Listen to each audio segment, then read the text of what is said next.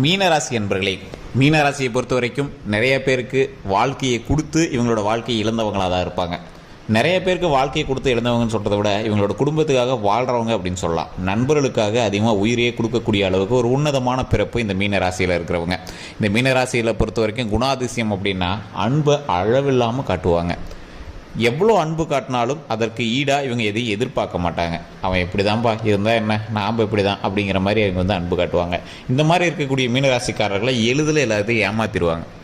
எவ்வளோ தான் இவங்க அன்பு காட்டினாலும் இவங்ககிட்ட வாங்கி சாப்பிடுவாங்க, திருப்பி பார்க்குறதுல இவங்களை ஏமாற்றிட்டு போயிடுவாங்க. இவங்களும் என்ன பண்ணுவாங்க அப்படின்னா, அவன் அப்படி தான் இருந்தாலும் என் மனசுன்னு இருக்குல்ல, அவன் எப்படியோ நான் இப்படி தான் அப்படிங்கிற மாதிரி மறுபடியும் போய் மற்றவங்களுக்கு நன்மை செய்வாங்க. இவங்க காதல்லையா இருக்கட்டும், இவங்களோட திருமணத்திலையா இருக்கட்டும், இவங்களோட குடும்பத்திலையா இருக்கட்டும், அண்ணன் தம்பிங்களையா இருக்கட்டும், அக்கா தங்கச்சிகளாக இருக்கட்டும், எல்லா விஷயத்துலையுமே இவங்க வந்து அதீத அன்பு காட்டக்கூடிய ஒரு உன்னதமான ராசி இந்த மீனராசி. ஒரு நட்பு ராசின்னு சொல்லுவாங்க. இவங்களோட நண்பர்களாகவே இருந்தாலும் இவங்க நண்பர்கள் வந்து அன்னார போய் இவங்களை போய் தப்பாக பேசுவாங்க. ஆனால் இவங்க அந்த நட்புக்காக உயிரே கொடுக்குற அளவுக்கு அவ்வளோ உன்னதமாக இருப்பாங்க. அந்த மாதிரி ஒரு ராசி. இந்த ராசியை பொறுத்த வரைக்கும் இவங்க தொட்டது தொடங்கும். சார் அப்படி ஒன்றும் இல்லையே சார், நிறைய விஷயங்கள்லாம் லாஸ் தானே சார் ஆயிருக்கு அப்படிங்கிறவங்களுக்கு இனி வரக்கூடிய காலங்கள் உங்களுக்கு ஒரு மகிழ்ச்சியான தருணங்களாக இருக்க போகிறது. ஸோ அதை பற்றி அந்த வீடியோவில் பார்க்க போகிறோம். அதுலேயும் சின்ன சின்ன ட்விஸ்டன்ஸ் உங்களுக்கு இருக்குது. ஸோ அதுக்கு நீங்கள் என்ன பண்ணணும் அப்படிங்கிறது இந்த வீடியோவில் மூலமாக பார்க்க போகிறோம். அதெல்லாம் பார்க்கணும் அப்படின்னா நம்ம சேனலை ஃபாலோ பண்ணிக்கோங்க. யூடியூப்பில் பார்த்துட்டிங்கன்னா சப்ஸ்கிரைப் பண்ணிட்டு பெல் பட்டனை ப்ரெஸ் பண்ணி அதில் ஆல் கிளிக் பண்ணிக்கோங்க. நிறைய பேருக்கு சில சந்தேகங்களும் இருக்குது. சார் இது நீங்கள் இது பொது பலனாக சொல்கிறீங்க, இந்த ராசியில் கிட்டத்தட்ட ஒரு 10-15 கோடி பேர் இருப்பான், நாங்கள் தனிப்படையான ராசி பார்க்கணும், தனிப்படையாக வந்து ஜோதிடம் பார்க்கணும் அப்படிங்கிறவங்களுக்கு கீழே வந்து நான் ஃபோன் நம்பர் கொடுத்துருக்கேன். ஸோ அந்த நம்பருக்கு நீங்கள் ஃபோன் பண்ணி உங்களுடைய ப்ராப்ளம் எல்லாமே சால்வ் பண்ணிக்கலாம். நிறைய பிரபலமான ஜோதிடர்கள் கூட இப்போ கன்சல்ட்டிங்க்கு இந்த விஷயத்தை இப்படி ஹேண்டில் பண்ணலாமா அப்படிங்கிற மாதிரி வந்து ஃபோன் மூலமாக பேசி பிரபல ஜோதிடர்கள்ட்ட கேட்டு தெரிஞ்சுக்கிறாங்க. ஸோ அது மட்டும் இல்லாமல் நிறைய ஆக்ட்ரஸும் அதே மாதிரி பிரபலமான பொலிட்டீஷியன்ஸும் வந்து ஜோதிடம் பார்த்துருக்காங்க. உங்களுக்கு வேணும் அப்படின்னா ஜஸ்ட் கீழே இருக்கிற ஃபோன் நம்பருக்கு கால் பண்ணி நீங்கள் பேசி உங்களோட டவுட்டை கிளியர் பண்ணிக்கலாம். ஃபேஸ்புக்கில் ஸ்க்ரீனில் ஓடிட்டுருக்கோம், யூடியூப்பில் டிஸ்கிரிப்ஷனில் கொடுத்துருக்கோம். சரி சார், இன்னொரு முக்கியமான ஒரு விஷயம், இந்த மீனராசிக்காரர்கள் ஒரு பிரச்சனைன்னு வந்தால் மட்டும் தான் கடவுள்கிட்ட போய் நிற்பாங்க, கடவுளோட ஞாபகமே வரும். அதே மாதிரி இவங்க என்ன தான் மற்றவங்க நல்லது செஞ்சாலும் ஒரு சின்ன உறுத்தல் எங்களோட மைண்டில் எப்பயுமே இருக்கும். அவன் நல்லவனா கெட்டவனானே தெரியலையே, நாம் செய்கிறோமே, சரி செய்வோம், இவங்க மறுபடியும் திருப்பி செய்வானா செய்ய மாட்டானான்னு தெரியலையே, ஆனால் இவனுக்கு செய்கிறோமே, பரவாயில்ல செய்வோம் அப்படின்னு ஒரு சின்ன உறுத்தல் இருந்துகிட்டே தான் இருக்கும். இருந்தாலும் அவங்க வந்து நன்மை செய்கிறத விட மாட்டாங்க. யாராவது ரோட்டில் சாப்பாடு இல்லாமல் போனால் சாப்பாடு வாங்கி கொடுத்தா பரவாயில்லையே, கையில் காசே இல்லை அப்படின்னாலும் சாப்பாடு வாங்கி கொடுத்தா பரவாயில்லையே அப்படிங்கிற ஒரு நினைவாவது உங்களுக்கு வந்து மைண்டில் வந்து போகும். அந்த மாதிரி ஒரு பாசமிகு ராசியாக இந்த ராசி வந்து வளம் வந்துட்டுருக்கும். இந்த ராசிக்காரர்களை பொறுத்த வரைக்கும் கல்வியில் நீங்கள் ஏற்கனவே நீங்கள் வந்து படிச்சிருந்தவங்களுக்கு வந்து தெரிஞ்சிருக்கும். இப்போ வந்து நீங்கள் லைஃப் வாழ்ந்துட்டுருக்கீங்க அப்படின்னா கல்வியில் ஒரு 70% தான், பெரிய உங்களுக்கு ஹைப்லாம் இருக்கும் அப்படின்லாம் சொல்ல முடியாது. தொழில் ரீதியான விஷயங்களில் அதிகமாக நீங்கள் வந்து இன்வால்வ் ஆக மாட்டீங்க. ஏதோ ஒன்று மற்றவங்கள்ட்ட வேலை பார்க்குறதுக்கு நாமளே ஏதோ ஒன்று பண்ணலாம்ப்பா அப்படிங்கிற மாதிரி இருப்பீங்க.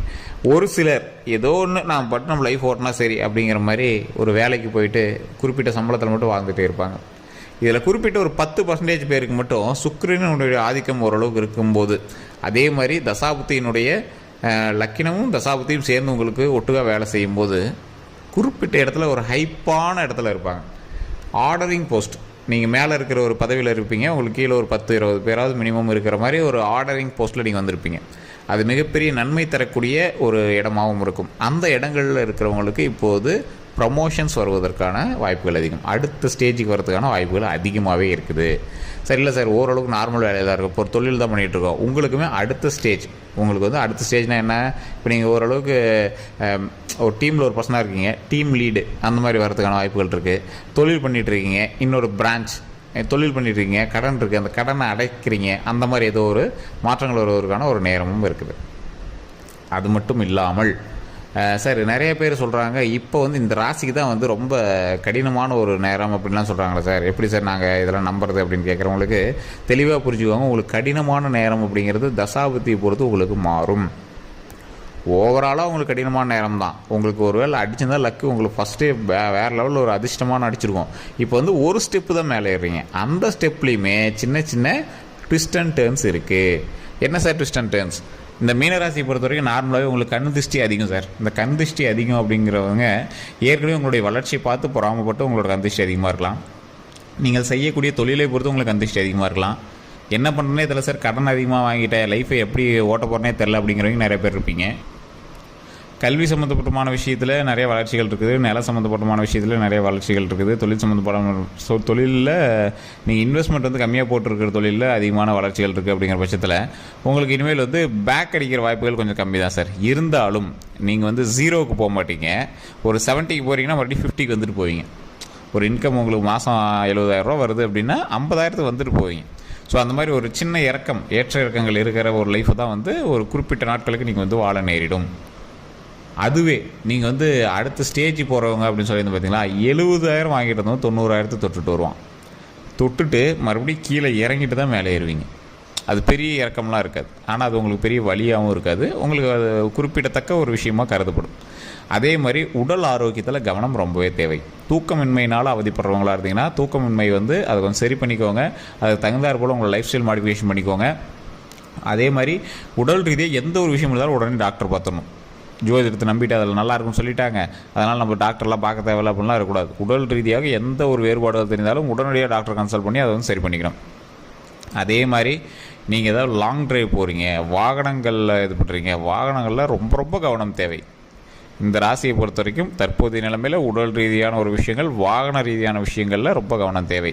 தேவையில்லாத வம்பு வழக்குகளுக்கு நீங்கள் போகக்கூடாது. மற்றவனுக்கு ரெக்கமெண்ட் பண்ணுறேன், மற்றவனுக்கு சாதகமாக போய் பேசுகிறேன் அப்படிங்கிற இடத்துல நீங்கள் வந்து இன்வால்வே ஆகக்கூடாது. அதே மாதிரி உங்களோட பிரச்சனையிலே வந்து நீங்கள் தேவையில்லாமல் ஒருத்தர்கிட்ட போய் சண்டைக்கு நிற்கக்கூடாது. ஏன் அப்படின்னு கேட்டிங்கன்னா, இப்போ நீங்கள் ஜெயிக்கிற டைம் கிடையாது, வின் பண்ணுற டைம் கிடையாது, தப்பிக்கிற டைம். எதுலேருந்து நீங்கள் தப்பிக்கலாம் அப்படிங்கிறத தான் பார்க்கணுமே தவிர, பெரிய இது மாதிரி நம்ம போய் பண்ணோம்னா பெரிய இதுப்பான்னு கெத்து காட்டுற டைம் கிடையாது. ஸோ கொஞ்சம் அடக்கி வாசிக்கிற டைம்னு வச்சுக்கோங்களேன். ஸோ அதே மாதிரி வேறு யாராவது ஒருத்தரோட ப்ராப்ளத்துக்கு உங்களை மாட்டி விடக்கூடிய ஒரு நேரமாகவும் அந்த நேரம் வந்து அமைகிறதுக்கு வாய்ப்புகள் இருக்குது. வேறு எவனா ஒரு 4 பேர் போயிட்டுருப்பீங்க, உங்கள் ஃப்ரெண்டு யார்கிட்டயே சண்டைக்கு போவான். சண்டைக்கு போன நேரம்னு பார்த்து இவனு தான் இருந்தான், அந்த அடித்தடியில் இவனு தான் இருந்தான் அப்படின்னு உங்கள் மேலே கேஸ் பாயறதுக்கான வாய்ப்புகள் இருக்குது. சொத்து பிரச்சனை இருந்திருக்கும், சொத்து பிரச்சனையில் அண்ணன் தம்பிங்கெல்லாம் இருந்திருப்பீங்க, அதில் உங்களோட பேர் அந்த பட்டாவில் இருந்திருக்கும், அதுக்காக நீங்கள் கேஸ் கலையிற மாதிரி இருக்கும். ஸோ இந்த மாதிரி சின்ன சின்ன வேறுபாடுகள் மூலமாக தேவையில்லாத, நீங்கள் எய்ம் பண்ணாத ஒரு பிரச்சனையை உங்களுக்கு தேவையில்லாமல் இது பண்ணுற மாதிரி இருக்கும். ஸோ அதெல்லாம் தப்பிக்கணும் அப்படின்னா ஓரளவுக்கு நீங்கள் மன அமைதியோடு செயல்பட வேண்டும். யோகா பண்ணுங்கள், மெடிடேஷன் பண்ணுங்கள், தேவையில்லாத இடத்துல கோவப்படாதீங்க. குடும்பத்துக்குள்ளேயே சண்டை சச்சரவுகளுக்கான வாய்ப்புகள் இருக்கிறதுனால அந்த இடத்துலையுமே கொஞ்சம் கோவத்தை கண்ட்ரோல் பண்ணுங்கள். மனைவிகள் கணவனுக்கு இடையே தேவையில்லாத வாக்குவாதங்கள் அதிகமாக வருவதற்கான வாய்ப்புகள் அதிகமாக இருக்குது. ஸோ அதனால் அதெல்லாம் கொஞ்சம் சால்வ் பண்ணிக்கோங்க. இது எல்லாமே உங்களோட வாயை பொறுத்து தான் இருக்குது. எல்லா இடத்துலையும் நீங்கள் அமைதியாக போனீங்க அப்படின்னா மிகப்பெரிய நன்மை காத்துட்ருக்குது. அதாவது கிரகம் வந்து உங்களை எதிர்த்து போரிடுது. அப்போ நீங்கள் என்ன பண்ணணும், அடங்கி போகணும். அந்த இடத்துல நீங்கள் அடங்கி போயிட்டீங்க அப்படின்னா ப்ராப்ளம் வராது. ஸோ இதுதான் வந்து மெயினான ஒரு விஷயம்.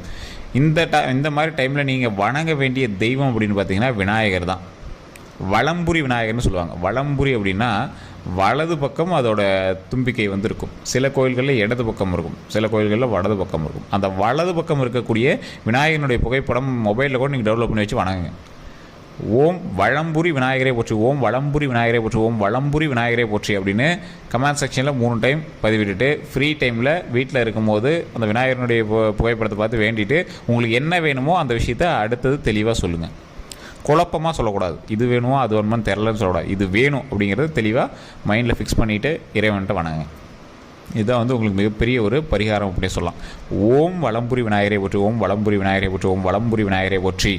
என் பிரச்சனைகளை தீர்த்து வை, கடன் பிரச்சனையை தீர்த்து வை, உடல் ஆரோக்கியத்துக்கு நீண்ட ஆயுளை கொடு, என் வம்சத்தை வளர்த்தி கொடு, எந்த பிரச்சனையும் வராமல் என் வம்சத்தை வளர்த்தி கொடு. ஸோ இந்த மாதிரி தான் வணங்கணும். இப்படி தான் நடக்கும், நல்லதே நடக்கும். ஸோ அதே மாதிரி ஒரு 10 பேர்த்துக்காவது அன்னதானம் சாப்பாடு போடுங்க. அந்த சாப்பாடு போடுறதுனால மிகப்பெரிய நன்மை கிடைக்கும். சார் அவ்வளோலாம் அமௌண்ட் இல்லை சார் அப்படிங்கிறவங்க ஒரு தயிர் சாதமோ தக்காளி சாதமோ இல்லை லெமன் சாதமோ வீட்டிலேயே செஞ்சு கூட ஒரு குக்கர் சாப்பாடு ஆகுமா செஞ்சு அது ஒரு டிப்னியில் போட்டு அதில் அப்படியே மிக்ஸ் பண்ணி ஒரு 10 பேர்த்துக்கு அப்படியே கொஞ்சம் கொஞ்சமாக கொடுங்க. கொடுத்தோம் அப்படின்னா மிகப்பெரிய நன்மை நடக்கும். அந்த நன்மையினால் அவ்வளோ சிறப்புகள் இருக்குதுங்க.